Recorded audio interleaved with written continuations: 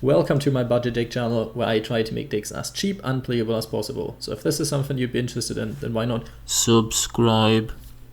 Today I've come up with another vampire version, or you could say another Spright version at this point. I came to the idea for this deck by testing my runic vampires actually, and I felt like Spright had more of a synergy with vampires at times. Technically, you could possibly make a version that combines all three of those decks, but would be way too expensive, and I think you'd have to run some mad 50 card variant then, which I'm not sure if this is the way forward or not. But this time I took advantage of the fact that vampires are quite cheap, and one of the big playmakers is actually a level 2 monster, and that is Vampire Retainer. But first things first, we do run a double familiar. The problem with familiar in this specific variant, you kind of need to play Linkuriboh if you really want to utilize this card, because there's no other way of getting this into the graveyard, or Almirage. But since this isn't very budget, and the monster search doesn't actually matter all that much, because even if you then search Retainer, there's no way of you getting Retainer to your graveyard really if you've already normal summoning Familiar. So Familiar is more in here because you can send it off of Ghost, you can send it off of Vampire's Desire, which becomes especially important actually, because this card mainly you want to be sending Retainer, but sometimes you can't send Retainer because you have to modulate the level of the monster, which is why it works somewhat good with Spright as well. But sometimes you can't modulate level 2 into level 2. Well, not sometimes, you never can. Sometimes you only have level 2 monsters on board, and then it's good to have another card that actually does stuff in the graveyard, and that would be Familiar, and then Familiar can keep doing some other kind of combos, if you will. Starting off with the real Spright engine in here, we run triple Caligo Claw Crow, because this card has some neat usages. And the thing is, if you control a dark monster, you can special summon this card. It doesn't have to be level 2 or anything, so it's just a dark monster. And this deck is basically all dark monsters, at least the vampire bit of it is, and that is good because if you use your play starters like Samurai Skull or Vampire Ghost and they get Ash Blossomed or anything, then you can still summon this card and then go into Spright Elf, because Spright Elf doesn't want you to have 2 level or rank or link 2 monsters, but 2 monsters including one. So you can still use this card then, and one of the other play starters, if they got ashed, and then go into Elf, then Elf summon back Claw Crow, then Claw Crow and Elf make Gigantic Spright. And with Gigantic Spright you can either go into Spright package, meaning you can get Blue out, Blue searches Jet, Jet then searches Smashers or Starter, depending on what you want, and then you can go into stuff like Djinn Buster, for example, so you have like 1 monster negate that is decent-ish, and you have one either a spell trap card negate or a monster negate, or you have 1 Spright Smashers, like 1 non-targeting banish, which is not terrible at this point. Or you could then go into Vampire Retainer, search the counter trap, and hope that that is enough, or that you drew some of the other cards already, and maybe keep on going from there. Maybe you drew one of them that you can also special summon from your hand then, and that actually does stuff. Vampire Retainer searches your counter trap, very important, searches your Desire, which is quite important, and sometimes Domain is just about what you need as well. I ran this card at 3 because you need vampire cards to discard a lot of the time, and you might end up quite low on life points, so sometimes it's quite nice being able to gain life points back. And also the extra normal summon will come in handy, especially if you run out of certain plays, because a Shadow Vampire also starts your Spright plays actually, and puts a level 2 on board, so this card is also very important because it can summon Retainer of deck, trigger Retainer's effect. Retainer's effect can then search Desire if you want to go into Spright place, because then you can send another Retainer to the graveyard, making Shadow Vampire level 2, and Shadow Vampire can only be used I think for the Xyz summon of a dark monster, but guess what? Gigantic Spright is a dark monster, so with this card being level 2 and Retainer being level 2, you can then go into Gigantic Spright. So this is also a convoluted way of getting your Spright play started. Not very good, but sometimes, just sometimes, it's right what you need. So onto the Spright package, 1 blue, you want to run 3 if you have it, then you can cut like one of this. Maybe even some other kind of stuff, depending on how you feel. You could technically cut down 1 familiar if you want to, but I kind of felt 2 was a bit of the sweet spot. But in the end, if you only play 1, it's not too bad. triple Spright Jet, because this card searches your starter or your smashers, which is quite important. 1 Pixies, I'm not sold on this card, especially in this kind of deck. You don't really struggle with getting over opponent's monsters because you have a whole load of other kind of cards that do stuff. If you want to, you can still run it. If you want to, you can also substitute out, run maybe double Carrot or even triple Red if you're scared of hand traps, like you probably should be. And since you're not running Called by the Grave, that can be your demise from time to time. But that's kind of the ratios. You could bump up the Spright engine like by 1 or 2, the level 2 engine. You could technically cut stuff like Baron. You could technically cut stuff like Scarlet, Scourge, whatever you want. You could cut Fraulein. In the end, Fraulein probably doesn't do all that much for your whole package of going into Spright stuff. The thing is, it does help you beating over monsters from your opponent that have like 5k or more attack points but are unaffected by stuff, and in this meta it can be somewhat relevant. I think Punk has that one monster where you have to watch out a little bit, and also technically Ignister is a thing, technically, yeah. And since people, if you're playing like somewhat low elo, then Blue Eyes Chaos Max Dragon will also be a card that, well, Spright Smashers deals with it, but it can never hurt to have other cards actually do stuff about that one as well. But yeah, ratios can be tweaked a little bit. I've only tested this like, I don't know, 20 times or whatnot. Like obviously there's still room for improvement, but I just wanted to share the list as it is. Vampire Ghost, very, very strong going first. Well, obviously I've done a few more test hands as well, but in-game you notice more from what you need than if you just do test hands and see what kind of first turn plays you can do. Vampire Ghost, basically the better version of Samurai Skull if you have a zombie monster in your hand. That's why a vampire monster, and that's why you run quite a high count of vampire monsters, because you do need to play in that many, because you do rely on it a lot with Retainer's effect, with Ghost effect, and so on. Samurai Skull, basically the same but a bit worse.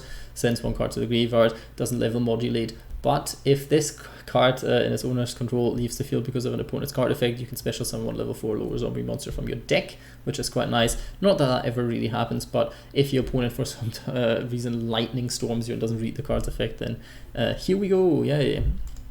Shadow Vampire, 2 things you have to watch out. Cannot be used as a material for an XZ summon except a dark monster, which isn't too bad. And when this card is normal summoned, you can special summon 1 dark vampire monster. Not sure if there's any other one, but there you go, from your hand or deck. But monsters you control cannot attack for the rest of this turn except the special summon monster. So not this can't attack, but none can attack but the special summon monster.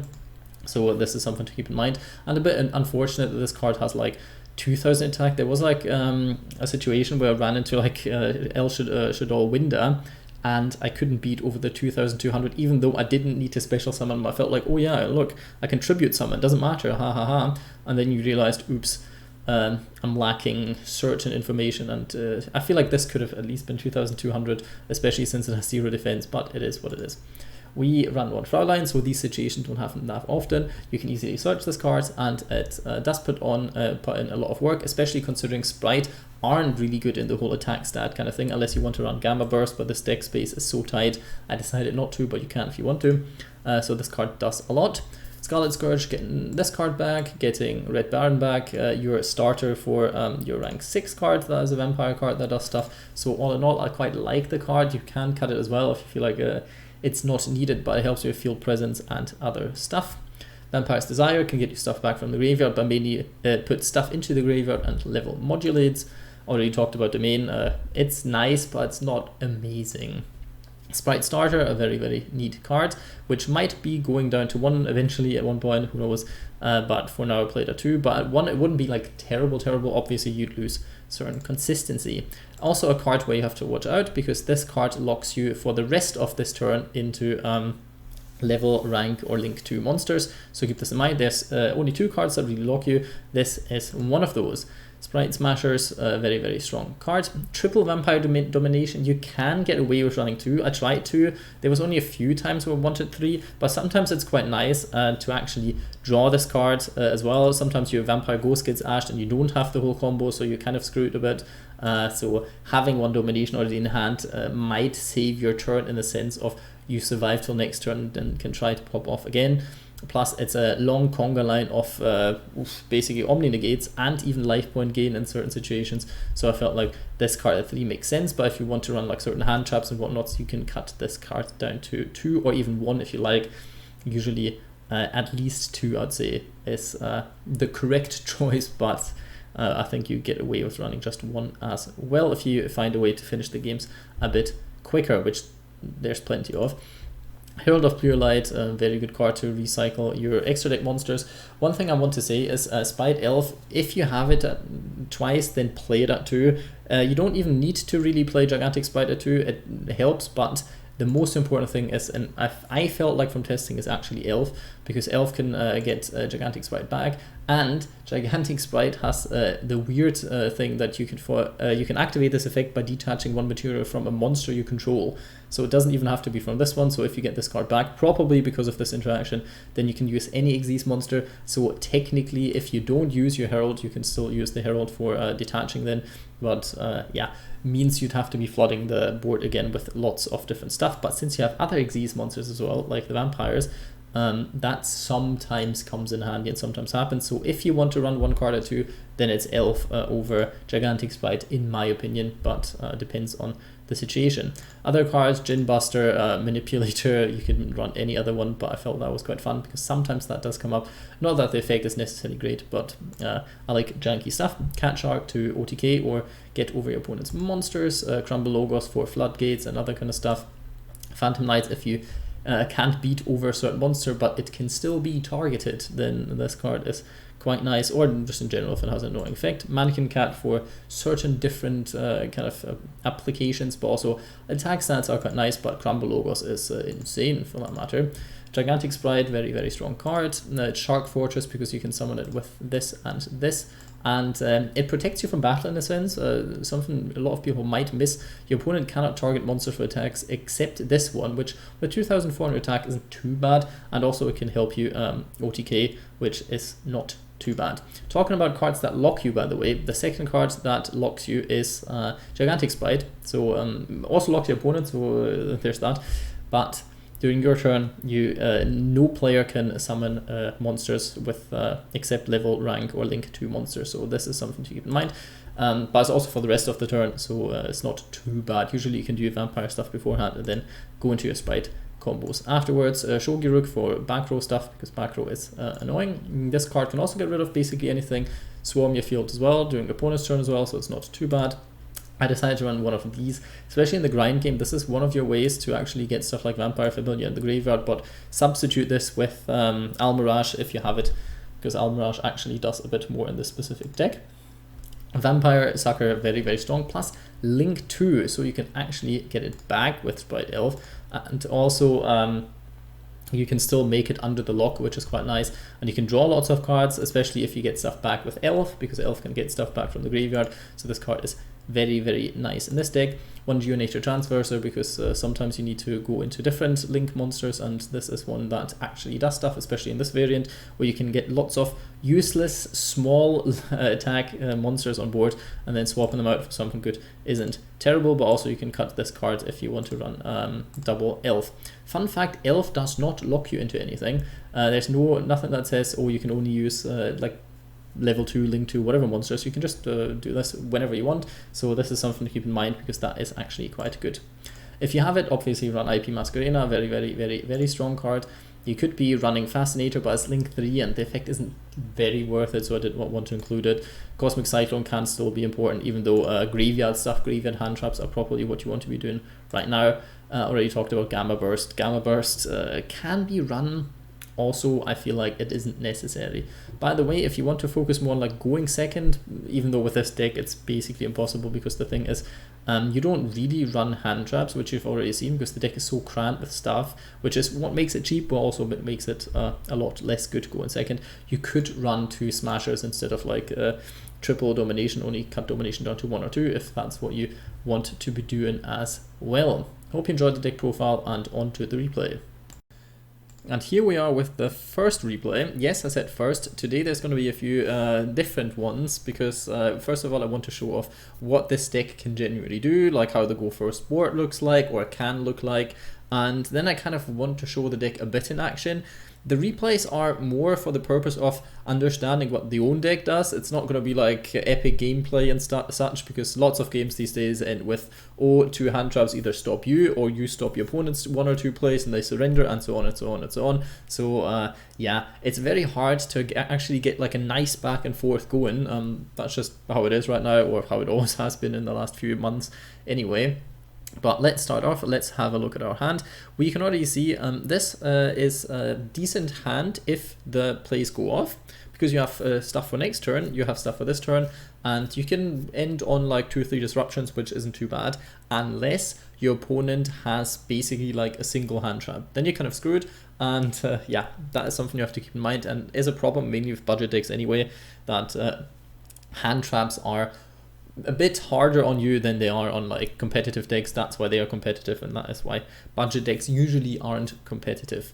So what we can do with this one is normal summon Vampire Retainer, and then we have Caligo, Claw, Crow that we can special summon. From that point onwards we can do multiple different things. What I think I did is go into the Spright Link 2, if I'm not mistaken, yes, because from that point onwards we can actually get 2 cards into the graveyard.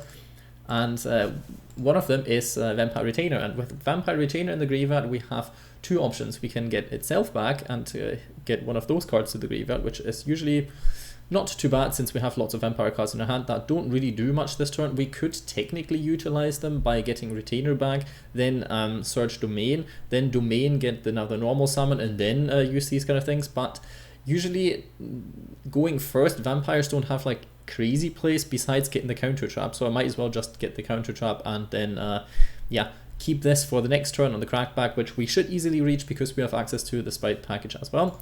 So what I'm going to do is send one of the Shadow Vampires to the graveyard, then get my Vampire Retainer out, Vampire Retainer, so it's searches Domination. Then we have to continue our plays. We have 2 different options. We have the option of using these 2 to go into Gigantic Spright, or we have the option to use the effect of this one and use Caligo, Claw, Crow to go, and these 2 to go into Gigantic Spright, which is, come on, easily the better option, because otherwise you lose access to the Scarlet, and since we only run one in the extra deck, would be a bit annoying losing it. And there's also another thing that I'll be going into in a second, you have to keep in mind, because right now you will see we have a counter trap in our hand that requires you to have 1 vampire monster on your side of the field, but we do not have one anymore. So it's important now we detach actually the Vampire Retainer, so this one goes to the graveyard, and we start the Spright package now. But keep in mind, we will keep this card to my opponent's next turn, and then in the main phase, start of main phase, we can actually use the effect to bring the Vampire Retainer back, then search either Domination or one of the other 2 spell cards that you have, the vampire spell cards, depending on what you think you need to go for. So you trigger the Vampire Retainer again, get the Vampire Retainer back on board actually, so this is quite nice as well. And if your opponent wants to turn off Domination because an Omni-Negate is quite strong, then they have to sacrifice their battle phase for it. So it's not actually all that bad. And now we obviously go for the Spright Jet combo. What you can do here is search Spright Starter either, or search Smashers.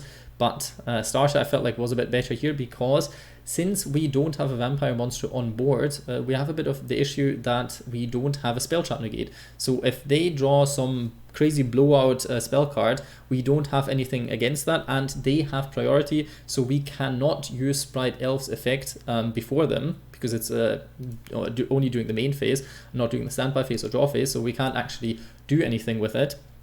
So we have to have some kind of protection against what they are going to do first, and then we can always chain Spright Elf and then react to what they do next with Domination. So what we do here with those 2 is we overlay them, get our monster negate, because if they have like any kind of blowout cards that is a monster, we have a monster negate. We set Spright Starter, so we can go into Carrot doing their turn. Technically could already do it now, doesn't really make much of a difference for us really, but that is what it is. That's why I decided to go for a Starter over Smasher in this kind of case, but you could have gone for either way. But like I said, we do not right now have a live spell negate, so that is what I wanted to care of.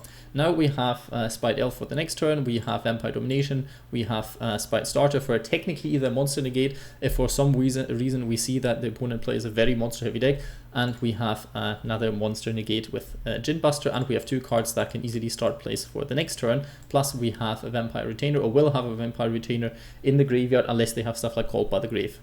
So we should be fine for the next turn. They start the turn. We then get the Spell Trap card negate out with Carrot, so they only now see what our plan is. Not that it matters all that much, but that was kind of the idea, and then the surrender doesn't really matter. On to the next replay. And here we are with the second replay. This is actually a go second replay as well, which doesn't matter too much because the opponent just sets 2 cards basically, and then passes turn. So this could either be a trap deck, or it could be the person kind of bricked or has lots of hand traps, and so on and so on and so on. So there's multiple different options. Let's see what we draw in here. We draw into a Shadow Vampire, which is technically quite a good starter, but in this kind of scenario we do not have a monster on board that actually does stuff, that actually can start your plays. But we do have the Crow again. The good thing is with Crow, yes, you'll see like now, oh yeah, the Crow does stuff, but if you don't have it, what do you do then? If you don't have Crow, then you probably have like some kind of Spright card in your hand, or some kind of other Vampire play starter in your hand, and so on. Since we do not really run hand traps or any at all, we will have lots of cards that actually do stuff, which obviously certain hand traps are stronger. That's why I usually say like Maxi, Ash Blossom is a must include in basically 90% of or 99% of all decks. But this specific hand actually does stuff depending on what they have.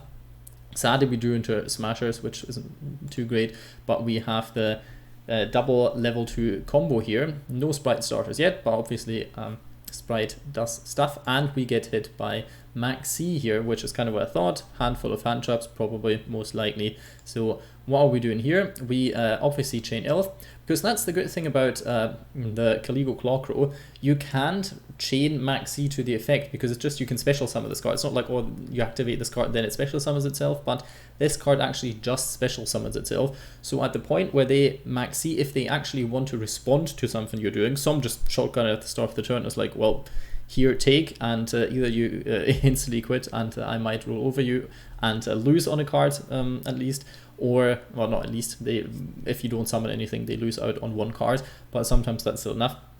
Or they wait till you actually special summon stuff, and with this one, they technically, if they were a bit more versed in what I was playing, they could have seen that this and this as 2 level 2 monsters, and this would be technically going into a link summon. So at the summon of this one, they could have chained Maxi there, would have been a bit better play. But usually you can kind of play around this. People wouldn't really do it that much, especially the lower down you play. They either shotgun it instantly, which in this scenario would actually have been better for them.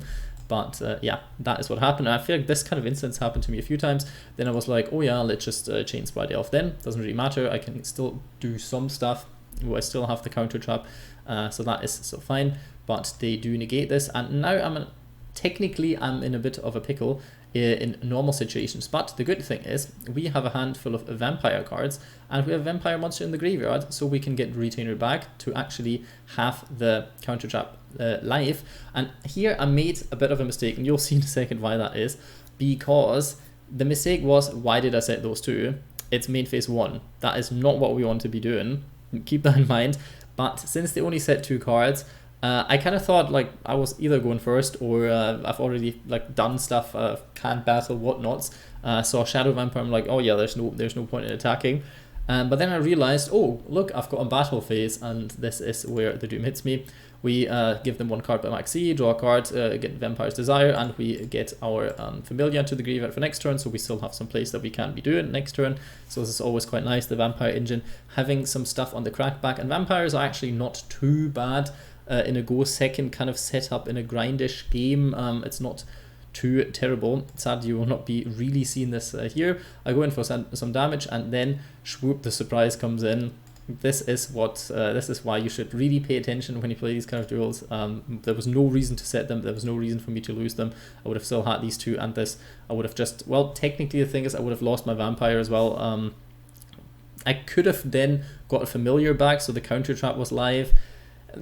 Sometimes it is like that. Sometimes you do make mistakes, but they seem to have not have the greatest hand as well. So we will From that point onwards, we will watch what they're doing. We get Caligo back. We have now a level 2 monster and a link 2 monster. You know what that means. We can technically do stuff. We have the whole vampire package at our disposal. Although, keep in mind, when this card is normal summoned, then you cannot attack. Well, I don't know if it has to go through the effect, but it limits you from being able to battle. But we have to do this as a starter. They ash this, so the effect does get negated, but we are still absolutely fine. Another small hint, that's why I chose this replay, another small kind of thing that comes in with this specific deck is Vampire's Desire, and I really wanted to show off this interaction because I think it is so cool for what it is. You can target one face-up monster you control and send one vampire monster from your deck to the graveyard with a different level, and if you do, the targeted monster becomes the level of that sent monster in the graveyard. Guess what we're going to send? We are going to send Vampire Retainer, and what level is this card now? First of all, we can get Retainer back with the effect of Spright Elf, in theory, Called by the Grave, does some stuff to us here, actually, because we do utilize the graveyard quite a bit with this specific deck. Doesn't really matter too much, because from this point onwards, we still have some plays, and the plays that we have is, well, obviously Gigantic Spright, and with Gigantic Spright, we can start a whole conga line of things. And fun fact is, we do obviously keep our Spright Elf, so our Gigantic Spright is very, very good on attack points, and they are not too high on points either, and it's quite likely that either this effect doesn't work because it's been negated, or that they don't even read the thing that you can't attack. So a lot of people will be like, oh damn it, stuff is happening here, getting all the Spright stuff out, getting Spright Jet, and then they realize this is probably not going to go my way with the little resources I have, running into the whole Spright package, running into like more negates and more stuff. I will not be getting out of this one, so this is where it ends.